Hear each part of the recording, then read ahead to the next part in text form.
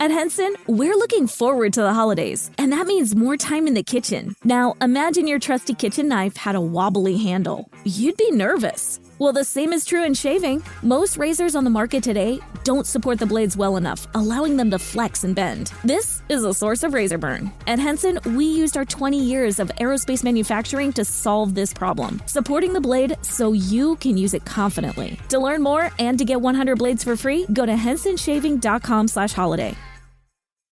Experience the magic of the holidays at the Bull Run Festival of Lights, Northern Virginia's largest drive-through light show. Drive the festival route from the comfort of your car. Turn off your headlights and just follow the magical glow. Ooh and ah through the winter wonderland where it's always snowing, and see the tallest light display yet. Purchase tickets today at bullrunfestivaloflights.com. That's bullrunfestivaloflights.com.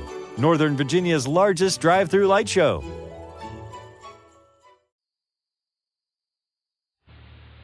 The Signal Oil Program, The Whistler.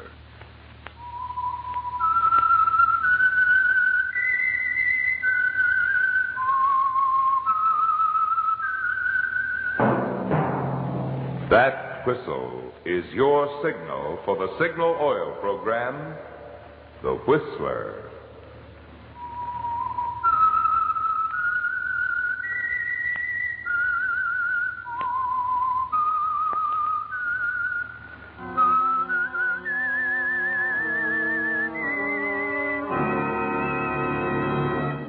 I am the Whistler, and I know many things, for I walk by night. I know many strange tales, hidden in the hearts of men and women who have stepped into the shadows. Yes, I know the nameless terrors of which they dare not speak.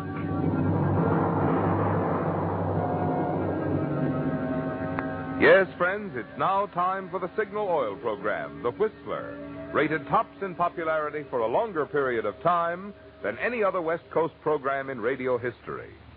And here's an important announcement for Whistler fans in California only. Beginning next Sunday, January 2nd, due to California's going off daylight saving time, the Whistler will be heard in California only 1 hour earlier, from 8:30 until 9. Remember the change in time. In California only, the Whistler will be heard at a new time, from 8:30 till 9. In other states, the Whistler will be heard at the same time as always. And now, the Whistler's strange story. Delayed Christmas Present. Christmas was really over, for it was 1 o'clock in the morning at Pete's Cantina, a tough little night spot on the outskirts of Panama City. But the melody lingered on.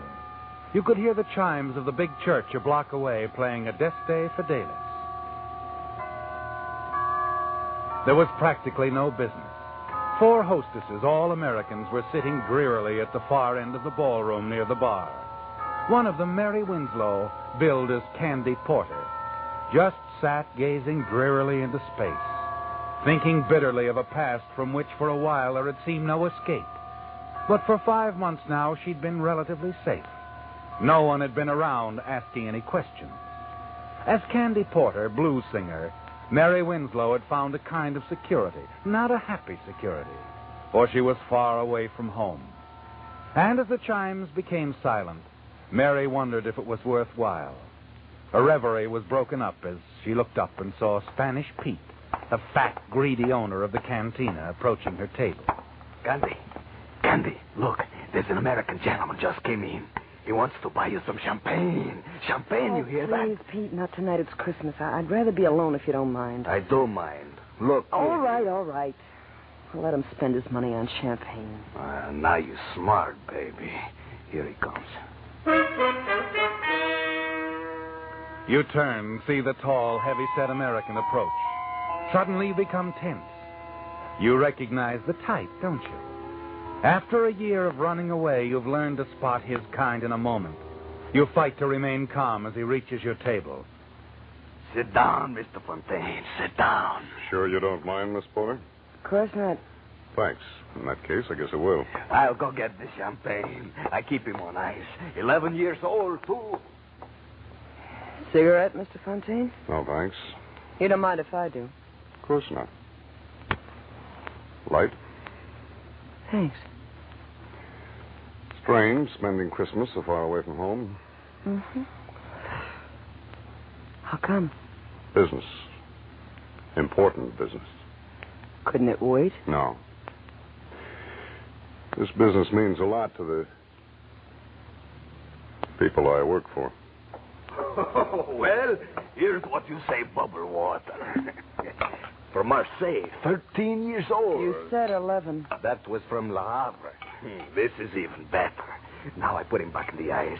You want some more? You just call Pete. I got another one on ice just like him. Well, I guess it's kind of late to wish you a Merry Christmas, Miss Porter. So I guess I'd better just say season's greetings. Huh? Anyway, here's luck. Here's hoping you find whatever you came here after. I've already found what I came after. I'm glad. I hope you will be. Why shouldn't I be? Because I came after you, Mary Winslow.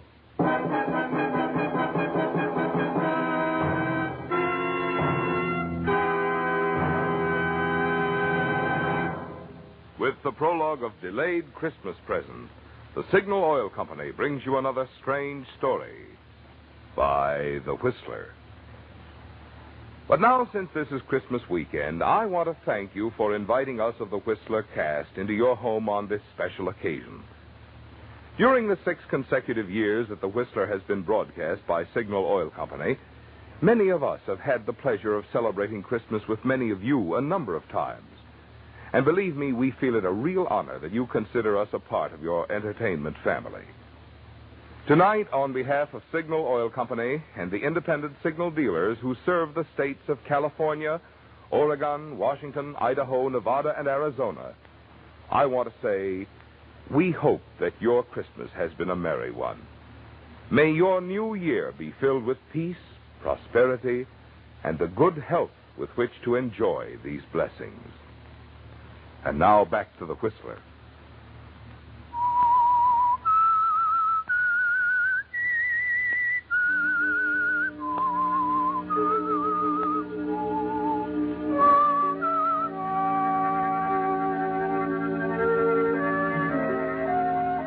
After a year, it doesn't seem fair, does it, Mary Winslow?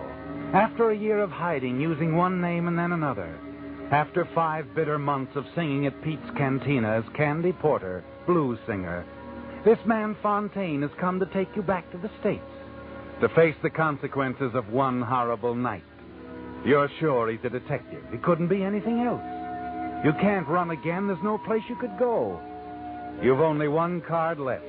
And as you face the man across the table and listen to his even, level voice, you decide to play it. If you play it carefully, it might be an ace. I think you know why I'm here. We're leaving in the morning for Los Angeles, Miss Winslow. Like the billing says, my name is Candy Porter. I know what the billing says. I know what it said in Brooklyn when you were billed as Doris Trent, in Denver when you were billed as Gladys James. But when you first took a powder out of Los Angeles, you were Mary Winslow. You know, it's almost funny you should call me Mary Winslow. We used to work together, her and me, in the same floor show. We could have been billed as twin sisters. The customers used to mistake us for each other, too. Now, look, Miss Winslow, let's quit kidding. I'm not kidding. A lot of other people have made the same mistake you have. And like I said, I knew Mary Winslow intimately. I think I could help you solve your case if you let me tell you about her. Sure. Go ahead, if it'll make you feel any better. Thanks. You see, Mary Winslow was really just a good kid that got a bad break. In love with a swell guy and scared to death of a hoodlum. She told me all about it. It's quite a story. I'll bet it is.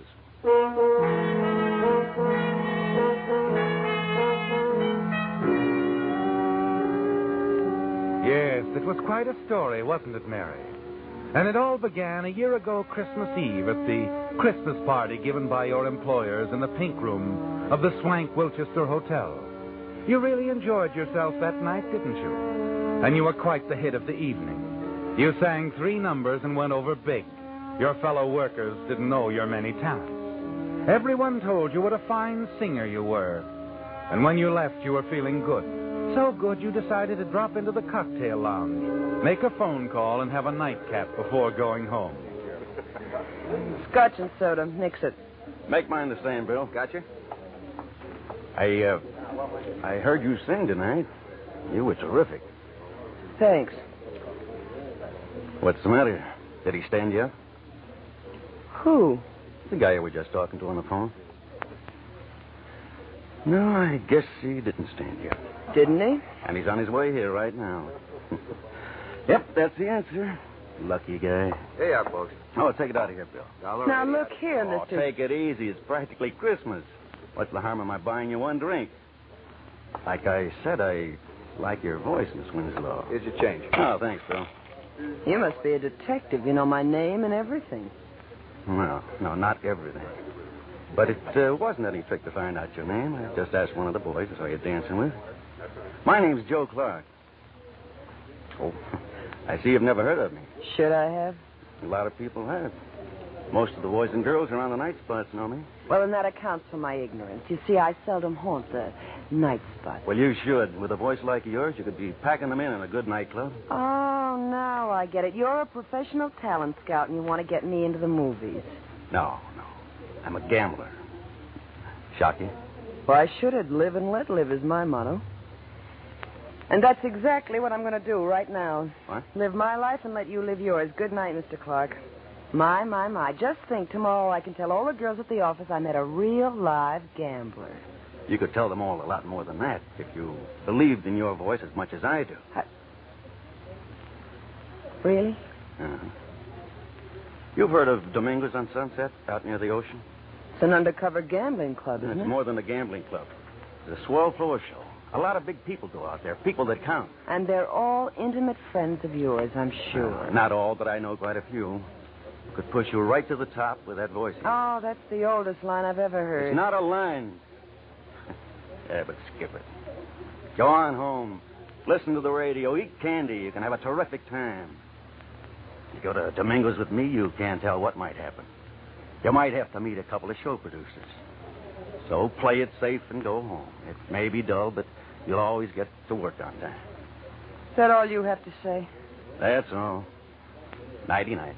Wait a minute. Yeah? Could we be back fairly early? Leave any time you say. Well, what are we waiting for? Oh, now you're making sense. I'll call a cab. Never mind, I have a car. It's parked right around the corner. Clark used just the right approach, didn't he, Mary? You realize you're being a fool. But as the hours pass, you tell yourself your fears are groundless. Joe treats you with perfect courtesy. You watch the gambling for a while, then proceed to the silver room and enjoy the floor show. Afterward, you have a little food and watch the dancers.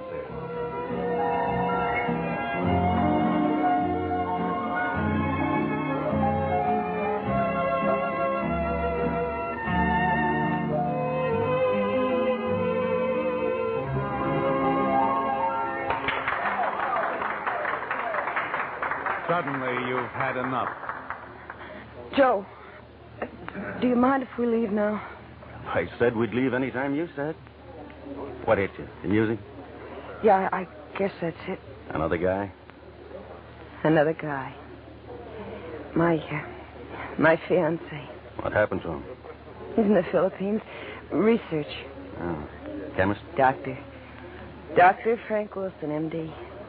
That was his car we drove out here in. He told me to keep it warm for him.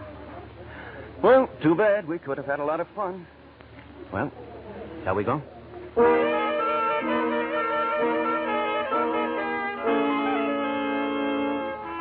Was it just the song, Mary? Or was it that uneasy feeling you have about Joe that made you want to leave so suddenly? It must have been the song. For as you're ready to leave the club grounds, Joe is still a considerate escort. And hop in. Oh, unless you want me to drive. I'll drive unless you mind too much. Oh, no, I don't mind. Probably be safer, too.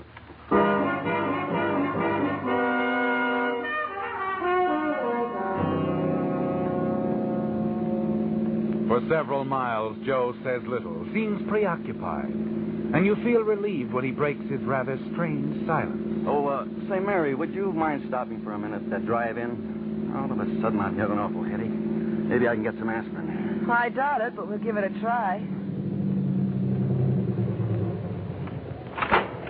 You can keep the motor running while I'm gone. I'll only be gone a few seconds. Okay.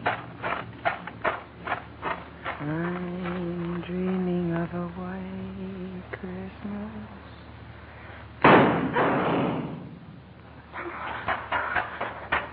Joe! Get going. Joe, you shot him. I said get going fast.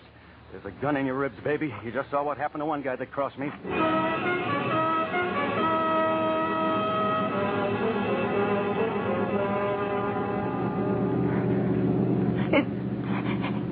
Is he dead? I don't know. Oh, you. Oh, why was I such a fool? Turn right at the next corner. Car's been tailing us for the last 5 minutes. I'm glad. I hope it's a prowl car to save me the trouble of phoning the police.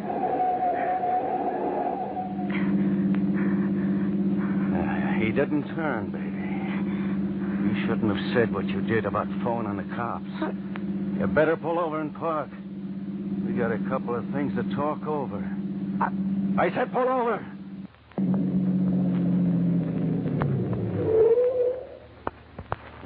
That's better. Please, Joe, don't kill me. I know you can do it easy, but I'll never talk about tonight. That's the way you feel now. An hour from now, you'll feel Oh, no, different. I won't. On my word of honor. I'm making a deal with you, Joe. I'm trading you my silence for my life. I swear I won't talk about it ever. Okay, I'll take a chance. You drove the getaway car, so we're partners now anyway. We're going to have a lot of fun together, you and me. Now, how about dropping me off at my place? Tell me where to go. I live about 6...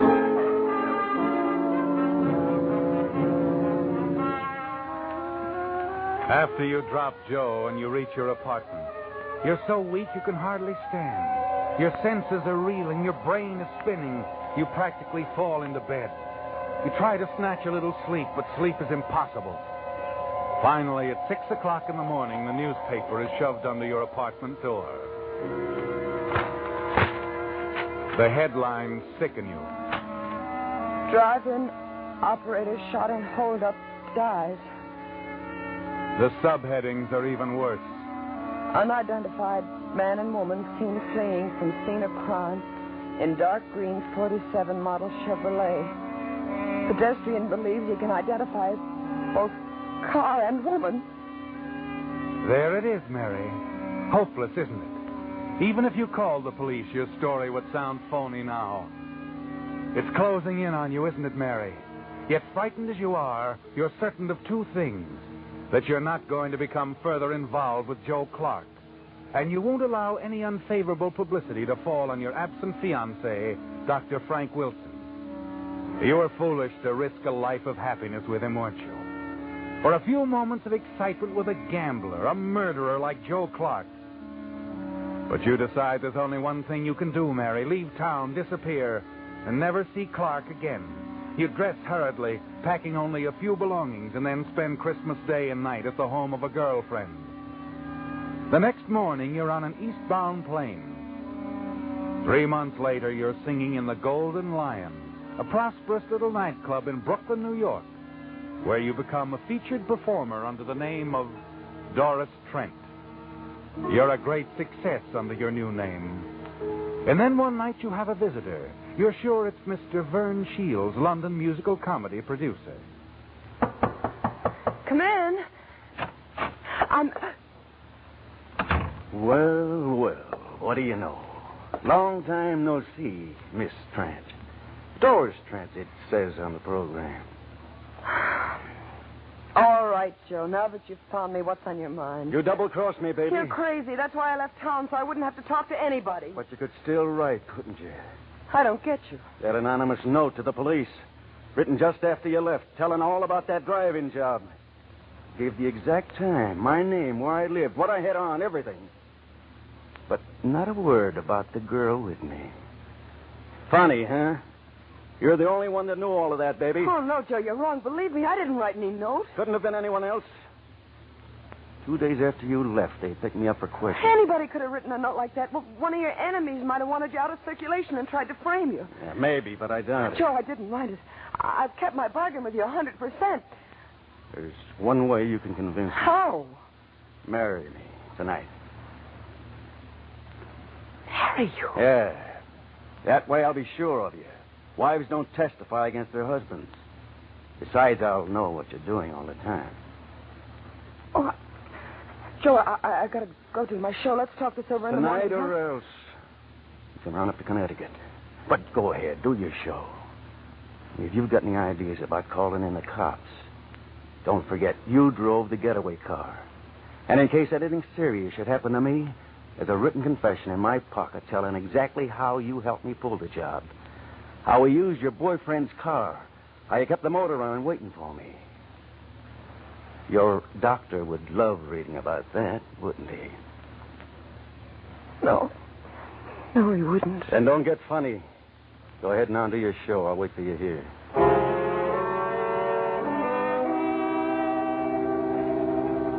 You start down the hallway toward the powder room off stage. Suddenly you realize what a fool you've been.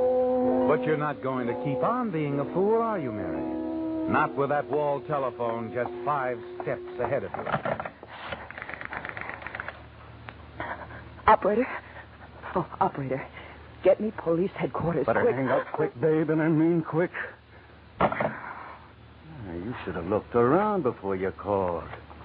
I had a hunch you'd try to double-cross me. Now I know for sure who wrote that note to the cops. Oh, I didn't, Joe, You honest. just tried to call him, didn't you? All of a sudden, I've lost interest in getting married. We're just going for a little ride. Come on, babe, start walking. No, Joe. I'm not moving a foot, not an inch. If I have to be shot, I'll take it right here. Let go of my arm. Hey, what's going on here? Something wrong, Doris? This guy bothering you? Yes, he is. He wants to date me. Tell him to leave, will you, Eddie? Maybe I'd better take him into the office and call the cops. No, thanks, Eddie. There's no need for that. He's just another wolf. Tell him to leave. That's good enough. You heard what the lady said, Bud. Start traveling. Okay, chum. Anything you say. I'll see the lady later. We park right across the street. Miss Trent. You should have let me call the cops. I would have if he hadn't had you covered with his gun. Oh? Thanks, kid. Eddie, I got to get out of town fast. After what you just did for me, that's a cinch. Grab some clothes while I phone my wife I'm bringing you home. We'll go out the rear entrance. My car's on the lot next door. Tomorrow I'll call a friend of mine in Denver. He'll put you to work right away. You better change your name, though. That'll be easy. I'm getting used to it.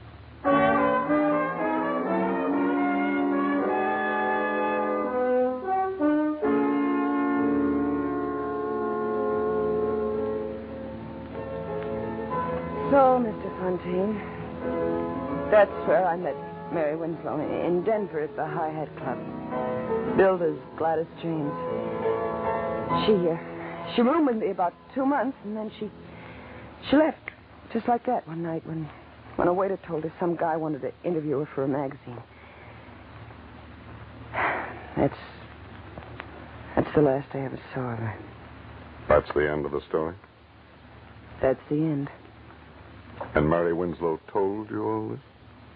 Well, we were very close friends. Well, say you were. You expect me to believe that? It's true, every word of it. You know something? You ought to be writing stories for the movies.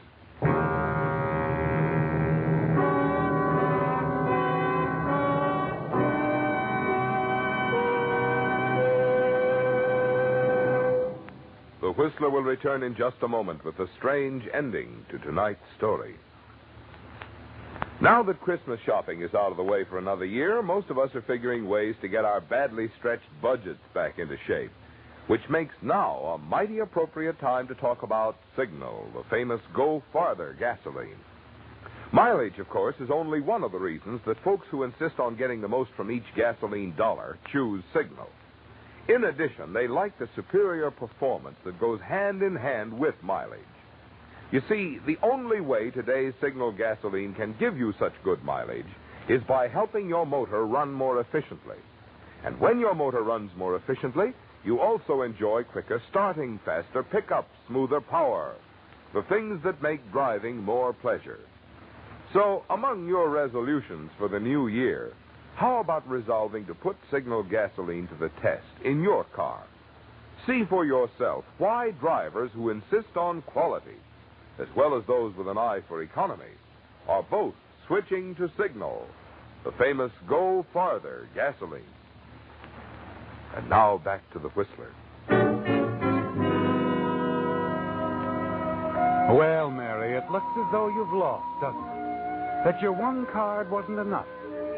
The man across the table, the man you're sure is a detective, who has come to take you back to Los Angeles to stand trial for a holdup and murder you had nothing to do with, doesn't believe you, does he? And the jury in Los Angeles won't believe you either. Yes, Mary, it looks as though you've lost, but you're going to play the game to the end anyway. And as the piano player across the floor plays the tune he's played 1,000 times in the last 2 weeks, you quietly watch Fontaine and await his next word. How long did you say you've been here? I didn't say. I got here about 5 months ago. Like it here? No. That's what I figured. Look, Miss... Cigarette? Yeah, thanks. Light? Mm-hmm.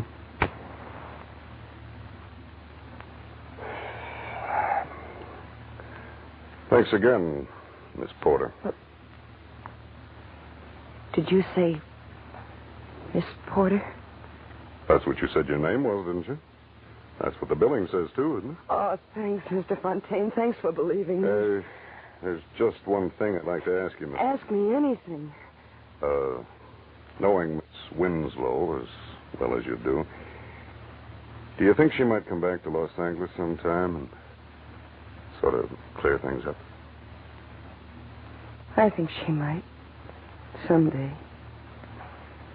You see, a girl like Mary Winslow gets to feel kind of soiled after working around in joints like this. She'd probably want to spend a little time, maybe out in the desert, in the sunshine. Sort of freshening up before anybody she cared about. Yeah. I guess she would. Well, this was a pretty long trip for nothing, you might say. Just one more bum steer. But I'm glad it came. I always figured that confession we found on Joe Clark was a phony. Clark? Is Joe Clark in jail? He's dead. The Brooklyn police got him one night about 5 months ago. Funny how they got the tip. A woman called the police one night from a little nightclub, the Golden Lion Club. She hung up before they answered the phone, but the Brooklyn boys decided to investigate anyway. One of them spotted Clark parked in the car across the street, and he got trigger happy, and that was that. Joe Clark. Finished.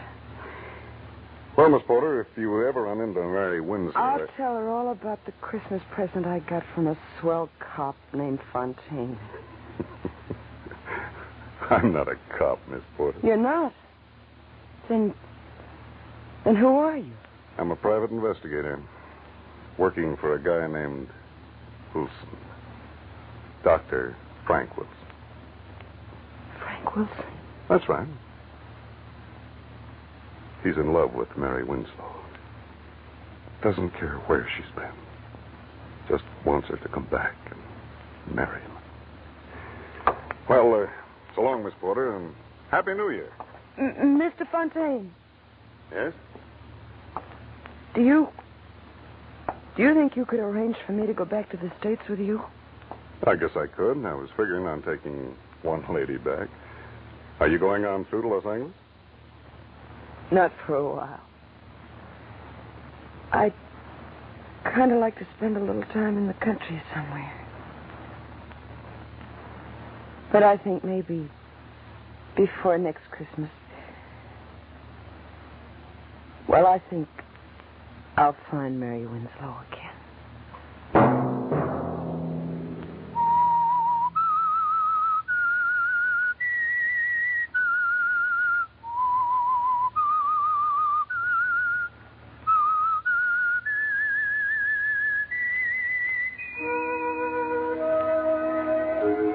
Let that whistle be your signal for the Signal Oil program, The Whistler. Now let me repeat an important announcement for Whistler fans in California only. Beginning next Sunday, January 2nd, due to California's going off daylight saving time, The Whistler will be heard in California only 1 hour earlier from 8:30 until 9. Remember the change in time in California only. The Whistler will be heard at a new time from 8:30 till 9. In other states, The Whistler will be heard at the same time as always.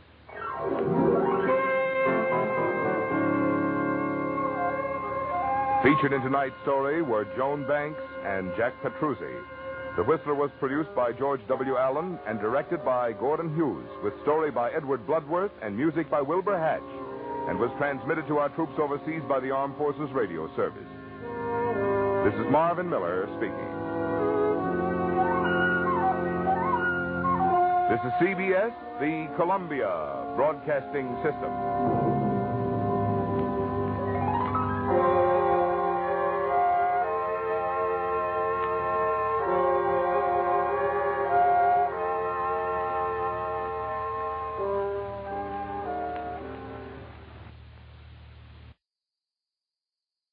The United States Border Patrol has exciting and rewarding career opportunities with the nation's largest law enforcement organization. Border Patrol agents enjoy great pay, outstanding federal benefits, and up to $20,000 in recruitment incentives for newly appointed agents. If you are looking for a way to serve something greater than yourself, consider the United States Border Patrol.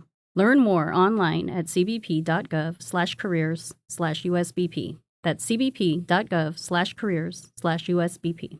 Lucky Land Casino, asking people, what's the weirdest place you've gotten lucky? Lucky? In line at the deli, I guess? Aha, in my dentist's office. More than once, actually. Do I have to say? Yes, you do. In the car before my kids' PTA meeting. Really? Yes. Excuse me, what's the weirdest place you've gotten lucky? I never win and tell. Well, there you have it. You can get lucky anywhere, playing at LuckyLandSlots.com. Play for free right now. Are you feeling lucky? No purchase necessary. Void where prohibited by law. 18+. Terms and conditions apply. See website for details.